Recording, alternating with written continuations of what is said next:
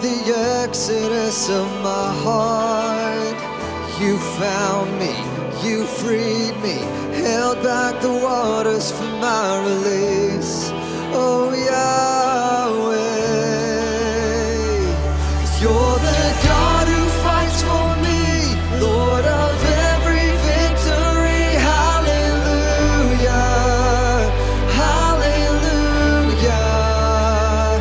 You have torn apart the sea, you have led me through the deep. Hallelujah, hallelujah.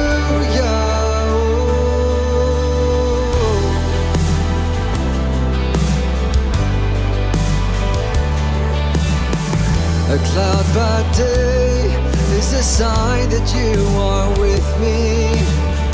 The fire by night is the guiding light to my feet. 'Cause you found me, you freed me, held back the waters for my release. Oh Yahweh, you're the God who fights for me, Lord of every victory. Hallelujah, hallelujah. You have torn apart the sea, you have led me through the deep. Hallelujah, hallelujah. Oh, you're the God who fights for me, Lord of every victory. Hallelujah, hallelujah. And you have torn apart the sea, you have led me through the deep. Hallelujah, hallelujah.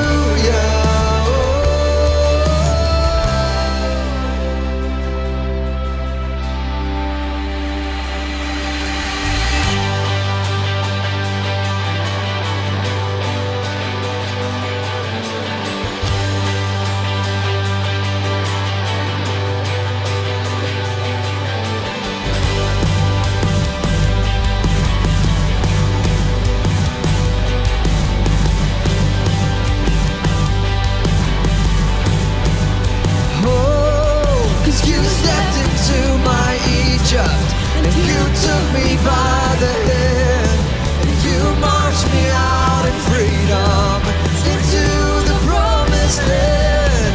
Now I will not forget you, God. I'll sing of all you've done.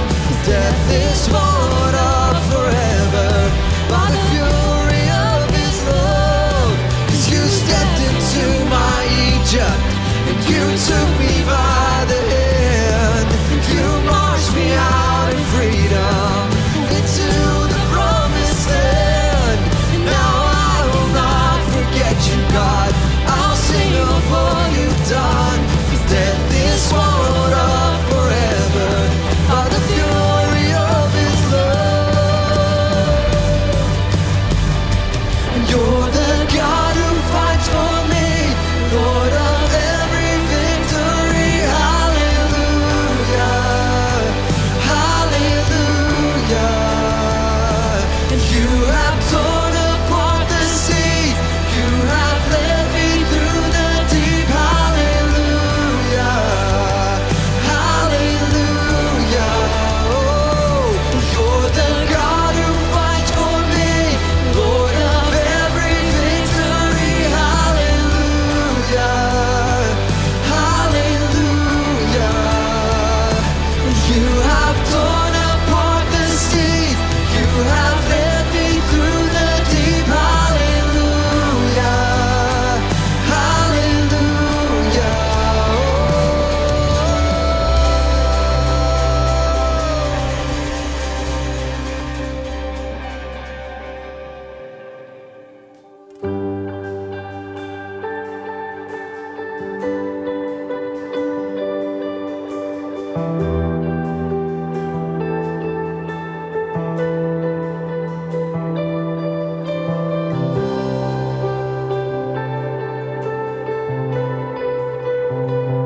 Waar U verskyn, word alles nuut. want U bevry en gee lewe. Elke storm swyg voor die klank van U stem. Alles buig voor Koning Jesus.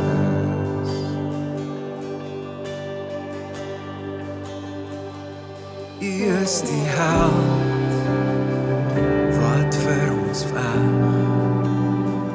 U baan die weg vir ons oorwinning.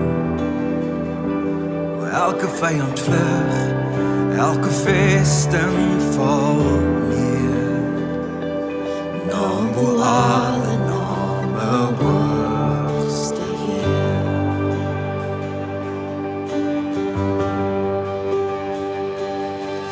Vir ewig is U heerskappy en U troon staan onwankelbaar.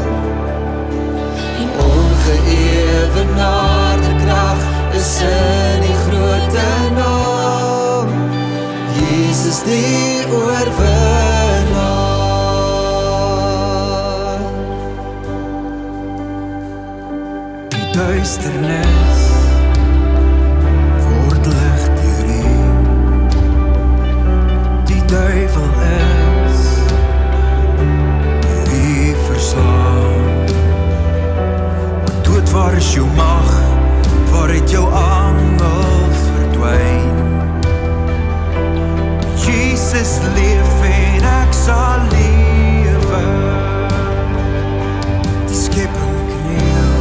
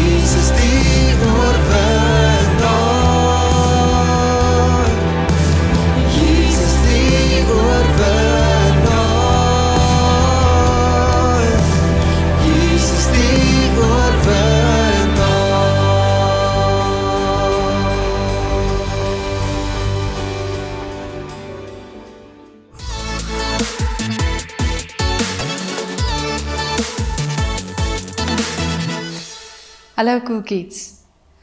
Ons gaan oor die volgende paar weke met julle 'n paar goed deel oor dit waarin ons glo.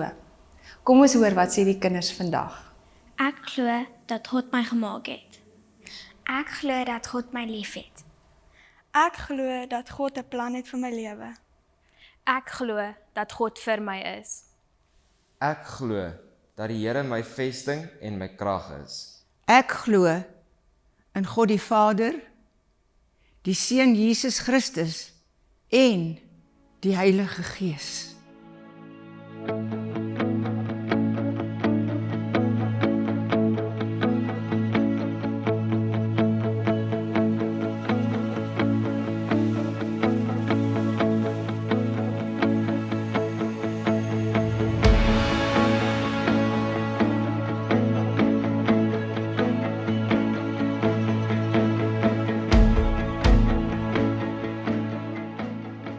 Baie dankie dat jy vandag saam met ons is, dat jy ingeskakel is ook, en as jy daar by jou huis sit en kyk, ek vertrou dat hierdie diens ook in jou hart gaan inspreek. Ons is besig om 'n bietjie te praat oor hierdie gedagte van ek glo, wat glo ek? En ek weet ek het so 2 weke terug met dit gekonfronteer.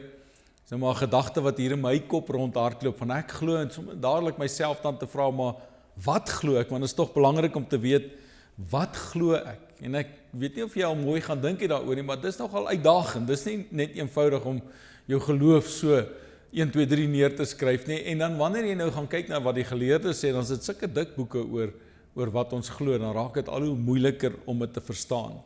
Maar wat presies bedoel ons as ons sê ons glo? Ek dink almal van ons verstaan die konsep dat die lewe is eintlik 'n wedloop. Dis nie net 'n sprint nie. Jy weet 'n sprint is mos 100 meter. Wat sê dit 10, 11 sekondes as jy nou soos ek en jy is so 20 sekondes. Maar dan is dit verby.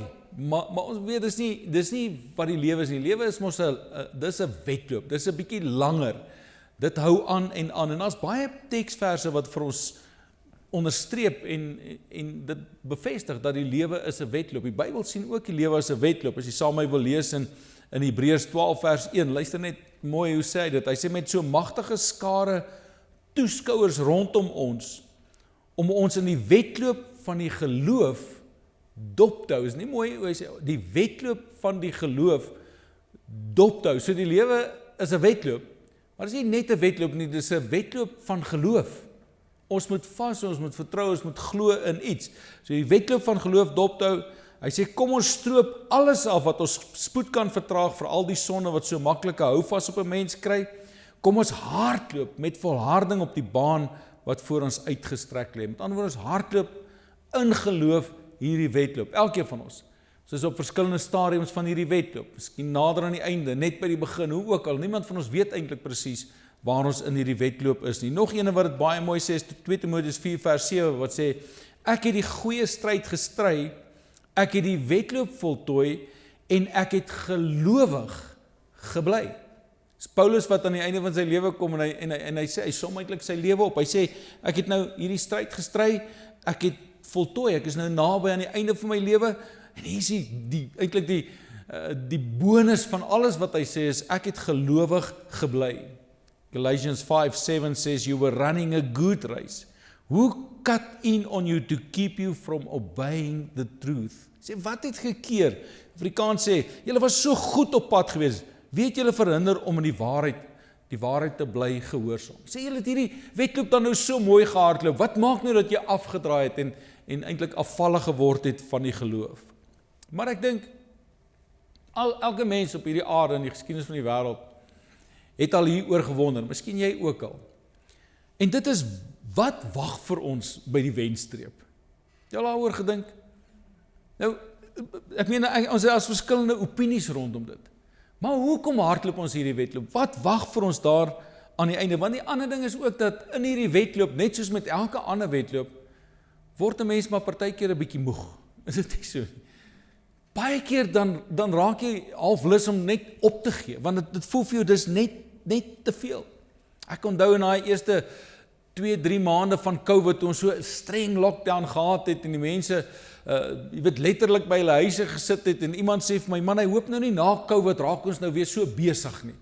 Maar dis presies wat gebeur, ons is nou nog steeds nie deur COVID nie, maar Maar die meeste van ons is alweer net so besig en hierdie wedloop is nou alreeds weer besig om ons moeg te maak en ons uit te put. Daar's altyd druk op ons. Daar's druk om te presteer, druk om te doen en die vraag is eintlik net waarna toe is ons op pad? Ek het al die grappie so baie vertel, maar die ou wat die vlug was vertraag geweest, nou klim hy van die vliegtuig af en nou hardloop hy en hy spring in 'n taxi en hy sê vir hierdie bestuurder, gaan vinnig, ek's laat. En hierdie taxi bestuurder laat nie op hom wag nie, hy trek weg, daar sy opspoed en hier gaan hy, en op 'n stadium toe die man sy asem so terugkry, toe sê ek het nooit vir jou gesê waartoe gaan ons nie. Toe sê hy nee, maar ons gaan vinnig. En dis hoe geloof baie keer werk. Ons is nie altyd seker waartoe ons op pad is nie, maar ons gaan vinnig. En in hierdie wedloop dan raak ons baie keer bietjie moedeloos. Baie mense glo in karma. Of jy weet wat karma is. Karma is wat die Hindoes en die Boeddhiste, hulle glo in karma. Hulle sê eintlik dat jy kry aan die einde van hierdie wedloop wat jy ingesit het. Dit wat jy gegee het, dit kry jy terug. Baie mense glo in reïnkarnasie.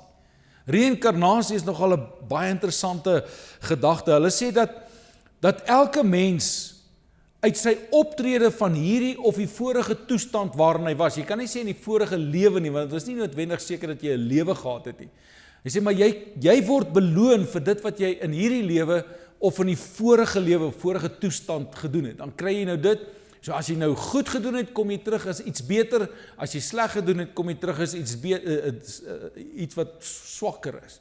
So jy kan terugkom as 'n man, dan het jy nou baie goed gedoen in jou vorige lewe. As 'n man nie goed doen, dan kom jy terug as 'n vrou. Ek weet nie. Okay, so iets van daai. Maar jy kan ook terugkom as 'n dier. Jy kan ook terugkom as iets heeltemal anders. So dis wat reïnkarnasie, en ons glo in reïnkarnasie, want ons as gelowiges, ons kry ons antwoord in die Bybel. Ons lees ons Bybel, en die Bybel, en dit is so interessant, ek sit sommer vandag en kyk 'n bietjie na hoeveel Bybels verkoop is in die laaste jare. Dis miljoene mense tot vandag toe in 2021 koop nog steeds Bybels. En ek wonder toe, hoekom sal so baie mense Bybels koop? En die antwoord is voor die hand liggend. Maklik, want hoekom? Dis die woord van God. Dis God se woord, en daarom wil mense leer, hulle wil God se woord lees, hulle wil meer van God se woord in hulle lewens kry. So die Bybel vertel ons die storie van God, wat vir mense lief is, en wat by mense betrokke is, en hy vertel ons van ons redder, Jesus Christus. Ek het 2 weke terug hierdie gedeelte Matteus 16 vers 13 aangehaal, maar lees dit weer saam met my. Die opskrif sê, Petrus sê wie Jesus is. En vir elkeen van julle wat nou luister net weer 'n bietjie wat gebeur hierso. Jesus vra vir sy disippels, wie dink die mense is ek? Die seun van die mens. Wie dink die mense is ek? En dan antwoord die disippels, die mense sê. En ek weet in my lewe, en ek dink in jou lewe sê jy ook, dis maklik om te sê, die mense sê, want jy het geen bewys nodig nie. Jy het nie nodig om dit te kwalifiseer eintlik nie, jy kan maar net sê, die mense sê. En dan sê hulle wat dit is. Maar Jesus gaan verder in vers 15, Matteus 16 vers 15, en hy sê vir hulle, en wat van julle? Wie sê julle is ek? En ek weet nie of hierdie vraag jou al ooit in jou lewe gekonfronteer het nie. Jy iewers in jou lewe gaan sit en net dink het, wie is Jesus? En dan leer die Bybel ons Matteus 16 vers 16. Ek dink is een van die belangrikste teksverse in ons Bybel. En ek dink jy moet hom onderstreep in jou Bybel. En ek dink jy moet hom eintlik so 'n bietjie uit jou kop uit leer. Seker maak jy is vertroud met wat hy sê, want Petrus antwoord, hy sê, U is die Christus, die seun van die lewende God. U is die Christus, die seun van die lewende God. Dis hierdie sekerheid, oortuiging in sy hart. Inteendeel, Jesus se antwoord bevestig dit. Hy sê vir hom, jy's gelukkig Simon, Bar Jona, dit beteken seun van Jona. Hy sê, want dis nie 'n mens wat dit aan jou geopenbaar het nie, maar my Vader wat in die hemel is. Hierdie is letterlik 'n goddelike openbaring. 'n Openbaring uit die hemel uit, wat sê, Petrus, jy het iets gesnap van 'n waarheid, wat almal van ons iewers in ons lewens behoort te snap. Ek dink ons elke mens se geloofslewe begin op daai punt, al besef jy dit nie, jy ken dalk nie eens die teksvers nie, maar dink bietjie daaraan. Elke mens se geloofslewe begin op daardie dag, wanneer jy besef dat Jesus Christus is die Seun van God. Dit moet daar begin. En as jy nog nie daai belydenis in jou lewe gemaak het nie, dan is dit 'n goeie plek om te begin en te sê, ek erken dat U die Christus is, die Seun van God. En dan gaan Jesus nog verder en hy leer ons die volgende. Hy sê, ek sê vir jou, jy's Petrus, op hierdie rots sal ek my kerk bou, en die magte van die doodryk sal dit nie oorweldig nie. Ek hou van hoe die boodskap het sê, die boodskap sê, hierdie belydenis is so groot. Hierdie belydenis dat U die Christus, die Seun van God is so groot, dat selfs nie eens die grootste magte van die hel sterk genoeg is, om dit stil te maak nie. Op 'n stadium sê Jesus, as ons nie uitroep nie, wat sê hy? Hy sê, die klippe sal uitroep. Maar hy is die Christus, die Seun van die lewende God. Dis wie Jesus is. En hoekom praat ons oor geloof? Want dit is belangrik om dit te glo. Dit is belangrik om vas te maak, dat ek glo wat die Bybel my leer. Het jy al opgelet, dat baie keer word daar nie van ons gepraat as Christene nie, of kerkmense, of wat. Daar word van my en jou sommer net so, as gelowiges. Mense wat sal sê, gelowiges, wanneer die gelowiges by mekaar kom, sonder om die geloof te kwalifiseer, net te sê, ons is gelowiges, want dit is wat ons is, ons glo. En dis hoekom dit belangrik is om te glo, dat God die Vader, Jesus die Seun en die Heilige Gees, dit is belangrik om dit te glo. Ek het op 'n stadium, ek onthou, so 'n paar maande terug, het ek hierdie opmerking gemaak. Ek het gesê, jou aksies vloei uit jou oortuigings. Jou aksies vloei uit dit wat jy glo. As jy jou optrede, as jy kan onthou, ek het sê, as jy jou optrede wil verander, dan moet jy jou oortuigings of jou geloof verander. As jy iets in jou lewe wil verander, dan moet jy gaan kyk, hoekom hou ek daaraan vas? Hoekom glo ek dit? Want om dit te verander, moet jy verander wat jy glo. 'n Opinie, 'n sterk opinie oor iets, 'n vaste oortuiging, is wat maak dat jy sekere goed in jou lewe doen, reg of verkeerd. As jy die verkeerde goed glo, en jy doen nie, dan word dit gedryf deur 'n verkeerde geloof. As jy regte goed glo, dan dryf dit ons om die regte goed te doen. Ons leef, en jy kan dit neerskryf, ons leef vanuit ons geloof. Enigiemand glo, en ek sê, almal glo. Daar's niemand op hierdie aarde wat nie glo nie, selfs 'n ateïs glo. Want hy moet glo in dit wat hy sê hy glo. Hy glo nie in dit wat ons sê nie. So almal van ons het 'n stuk geloof, en ons leef vanuit ons geloof. Dis jou geloof wat maak dat jy sekere dinge doen. Een van die belangrikste, ek dink opgetekende geloofsbelydenis is spesifiek hierdie een. U is die Christus, die Seun van die lewende God. Maar later in die jaar 400 na Christus, toe gaan die gelowiges en hulle sit en hulle probeer net vasvat wat die Bybel ons leer. Ek dink julle sal my saamstem, die Bybel is 'n dik boek. Die Bybel sê baie goed. En op 'n manier moet ons net in ons eie lewens vasmaak, wat sê die Bybel vir ons? En dis waar ons apostoliese geloofsbelydenis vandaan kry. En hulle dit gaan neerskryf en nuus dit, ek sê net in kort, ek het baie van die goed, maar net in kern sê hy vir ons, ek glo in God die Vader, die Almagtige, die skepper van die hemel en aarde. Deel van ons apostoliese geloofsbelydenis, dis waar ons fondasie van ons kerk vandaan kry, is uit dit uit. Ons glo in Jesus Christus, sy enige gebore Seun, ons Here. Ons glo in die Heilige Gees. En dan sê hy verder, ek glo in die heilige algemene Christelike kerk, die universele kerk, die kerk reg oor die wêreld. Dis nou die dag as ek in 'n Zoom meeting en iemand vra, hoeveel kerke is daar in julle stad?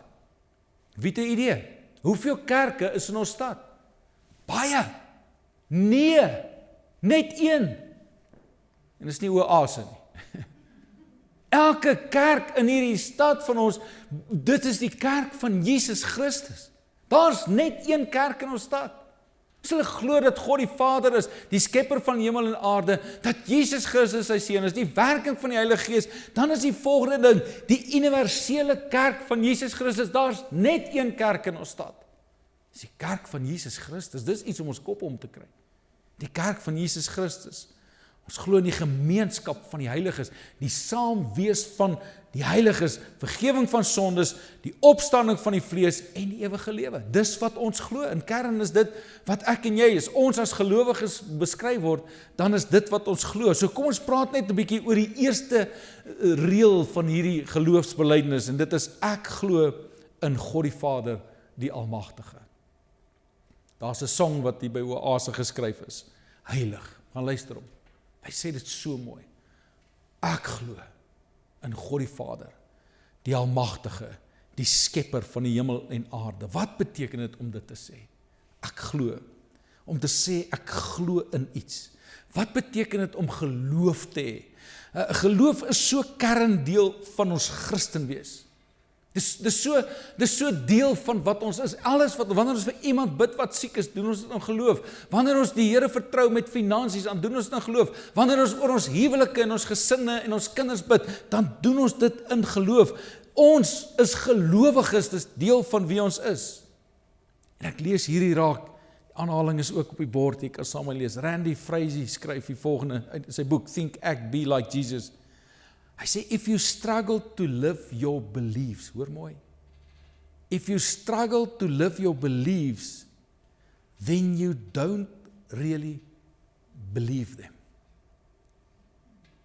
Toe ek het in die week lees, dis dit daai emmer koue water wat op my uitgegooi word. If you struggle to live your beliefs, then you don't really believe them. Dis hoe sterk geloof, dis hoe sterk oortuiging is van dit wat ek weet, dit wat ek glo, dit dryf my lewe, dit maak dat ek goeders doen, of nie doen nie, dis hoe sterk geloof is. En as ek sê ek glo, en ek doen dit nie wat ek sê ek glo nie, dan glo ek dit nie regtig nie. Dan sê ek dit maar net om, mense te beïndruk of myself gerus te stel. Ek het al gedink dat, miskien as ons God net so bietjie beter kon begryp, verstaan, as ons God net so bietjie, as ons net so bietjie 'n meer realistiese prentjie gehad het van wie God regtig is. Want baie van ons, ek dink julle sal my saamstem, het maar 'n baie skewe God speeld. Jy hoef nie lank met mense te praat nie, kom jy agter, hulle skryf goed aan God toe, wat glad nie so is. Laat my dink aan die dogtertjie daar by die kleuterskool wat besig is om 'n prentjie te teken. Die juffrou vra, wat teken jy? Sy sê, ek teken 'n prentjie van God. En die juffrou sê, maar niemand weet hoe lyk God nie. Sy sê, ek gaan nou klaar wees, dan gaan hulle almal weet. As ons daai oortuiging, mooi, luister mooi, as ons daai oortuiging kon gehad het van wie God is, dan sou dit so eenvoudig gewees het om te glo. Want ek dink, ek en jy het nie idee van hoe amazing God regtig is nie. En ons wilste denke, dan vat ons maar net 'n klein bietjie van sy, ek weet daar's nie so 'n woord nie, maar sy awesomeness vas. Ons vat net 'n klein deeltjie van sy grootheid en sy almag en sy heerlikheid vas. A.W. Tozer skryf die volgende. Hy sê, what comes into our minds when we think about God is the most important thing about us. Ek wil vra, vir 'n oomblik.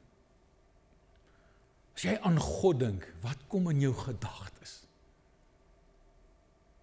Wat is dit wat op daai oomblik, dink jy dalk God is onregverdig? Dink jy God is kwaai? Dink jy God is kwaad vir ons? Dink jy God wil jou straf? Dink jy, want dis nie wie God is nie. En dis hoekom dit belangrik is dat ons sal verstaan wie God is. Ons hele prentjie van God sal regkry. Ek sit verlede week en ek maak die Bybel net so oop en hy val oop letterlik op die voorste bladsy Genesis 1 vers 1 en dis 'n nuwe lewende vertaling en hy begin die opskrif sê God skep alles. En dan sê vers 1, in die begin het God die ganse heelal geskep. Die eerste gedagte of die gedagtes wat in jou kop kom wanneer jy aan God dink, is so belangrik. Want dit moet iets wees van hierdie almagtige skepper God, wat alles skep, alles in plek sit, en alles in die regte lyne plaas, sodat dit doen wat dit moet doen, sodat dit funksioneer soos wat hy bepaal het, dit moet funksioneer. God skep alles. Dis die begin van menswees. En ons, my en jou lewens, is deel van hierdie skepingsverhaal. God wat 'n wêreld skep, wat georden is, wat werk op 'n siklus met 'n plan, soos wat hy dit bepaal het. Ons is in September, is lente, dis 'n nuwe seisoen, alles groei weer, maak weer blommetjies, en soos God dit bepaal het. Ek en jy is deel van dit. Dus kom in Romeine 1 vers 20 kom en sê, hy sê, want hulle kan sy onsigbare eienskappe, naamlik sy ewige krag en sy goddelikheid, reeds van die skepping van die wêreld af duidelik uit sy handewerk waarneem, daarom kan hulle self nie verontskuldig nie. Jy hoef nie ver te soek om iets te sien van God se grootheid nie. As ons sê, ek glo God die Vader, die Almagtige, dan bevestig ek en jy, ons stem saam met dit wat die Bybel ons leer van God. Dan stem ons saam met die feite, met die leringe van die Bybel, wat ons leer van Genesis tot Openbaring, wanneer ons lees van sy grootheid en sy almag en sy heerlikheid, maar nog meer is dit, ons bou hierdie geloof in God die Vader, die Skepper, die Almagtige, bou ons ook op die getuienisse van die wêreld tot en met vandag toe. Die geskiedenis leer ons dat God groot is. En ek en jy kan dit maar glo. Ons kan daaraan vashou. Lees daar aan die einde van die boek Josua. En dis 'n geleentheid waar Josua die mense bymekaar roep en met hulle praat, en ons almal ken hierdie gedeelte, maar ek wil afsluit met dit en net so vir 'n paar oomblikke hier by jou los. Josua 24 vers 14. Waar hy met die mense praat en hy sê vir hulle hierdie woorde, hy sê, eer nou die Here en aanbid hom met volle oorgawe en met getrouheid. Jy aanbid wat jy glo. Inteendeel, terwyl ek sommer net nalees oor al hierdie gedagtes, skryf iemand, hy sê, miskien sou, as hierdie meer modern was, dan sou hulle gesê het, man, wys my bietjie jou bankstate, want ek sal jou wys, daar waar jou geld heen gaan, dis waar jou geloof is. Sê, wys my jou dagboek, en ek sal jou wys, daar waar jou tyd heen gaan, dis waar jou geloof is. En hierdie gedeelte wat sê, luister, jy moet eintlik besluit wie jy wil aanbid. Dan hierdie baie bekende gedeelte wat sê, ek en my huisgesin, ons sal die Here aanbid. Ek en my huisgesin, ons sal die Here aanbid. Ek het nou dit paar keer al gesê, laaste maand of wat, maar dit voel vir my asof my preek is so in my lewe ingespreek die laaste ruk.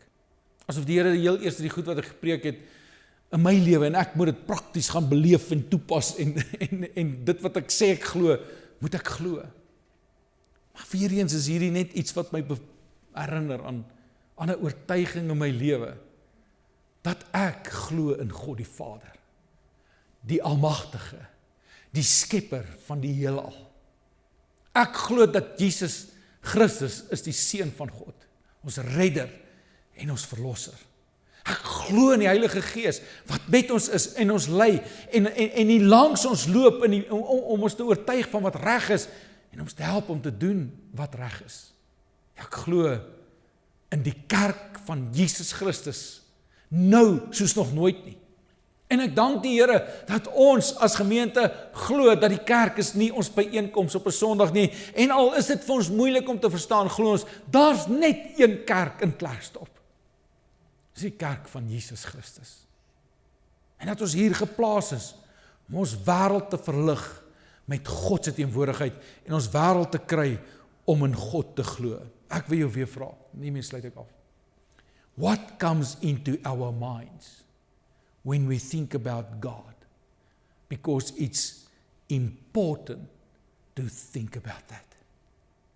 Wat dink jy wanneer ek met jou praat oor God? Want my geloofsoortuigings beïnvloed my aksies. Ek leef wat ek glo. Jy leef vanuit jou geloof. Jy leef met daai oortuiging van dit wat hier in jou hart ingeplant is. En dis wat belangrik is vir elkeen van ons om vandag net so bietjie seker te maak, wat glo ek? Ek wil vra om julle oë te sluit en so die nagmaal gereed te kry, As jy by die huis is ook sommer, dit wat daar is, gebruik dit vir so oomblik, om nagmaal te bedien, ook daar in jou man, vrou, kinders. Want ek wil hê, terwyl ons hierdie nagmaal moet gebruik, en ek nooi jou uit om die broodjie te vat en die kelkie gereed te kry, terwyl ons net so bietjie dink, net jou oë so oomblik dalk net sluit, en net vir jouself te vra, wat dink ek, wanneer ek aan God dink? Hierdie almagtige God, hierdie skepper van die hele aarde, en hy's met ons, en saam met ons,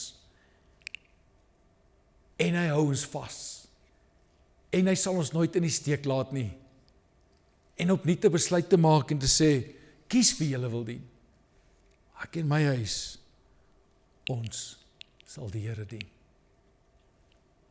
Terwyl jy daai broodjie vashou, wil ek vir jou vra, jy moet een ding besef vandag.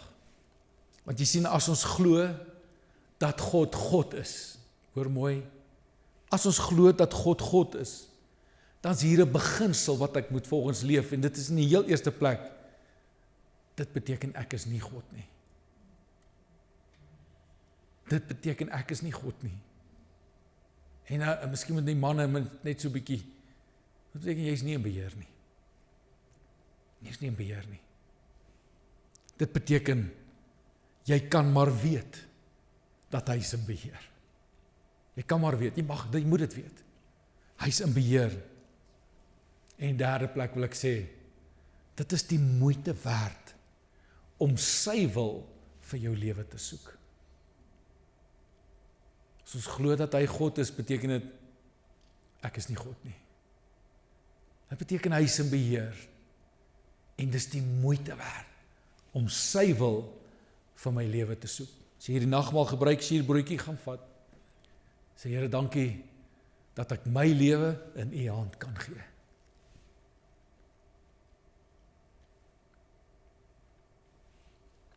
Here, dankie dat u bloed,